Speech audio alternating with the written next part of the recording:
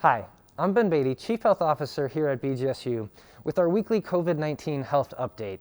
So we wanted to present our dashboard for the start of the new year. So what you'll see is 10 days of data. We're really looking at the lead up to the start of classes. And so through the 1st through the 10th, we've done a large amount of testing. And we've also seen an increase in cases because of that.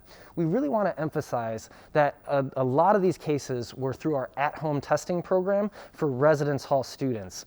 We were able to isolate those individuals at their home, and they're not here in Bowling Green. So we were able to keep the travel safe so that they could travel when it was the appropriate time to do so. At the same time, we're looking towards the future and continuing our testing programs throughout this spring semester.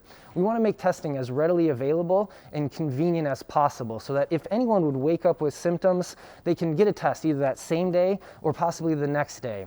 So that testing schedule will be updated on a regular basis on our website. And we want you to continue to look for that, especially if you do feel that you've had an exposure or have a reason to get tested.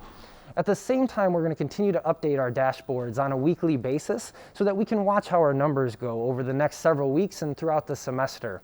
We anticipate that the numbers will probably increase with so many people coming back to the community here, but we want to see those plateau as quickly as possible and then come down. Once we start to assess that point, we'll be able to open up some more of our activities and events and start to gather in potentially a larger fashion.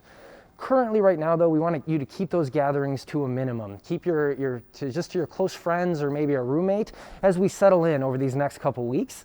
And then we'll continue to update you as the numbers and what the trends are looking like. We thank you for all that you're doing, and we're looking forward to a successful spring semester.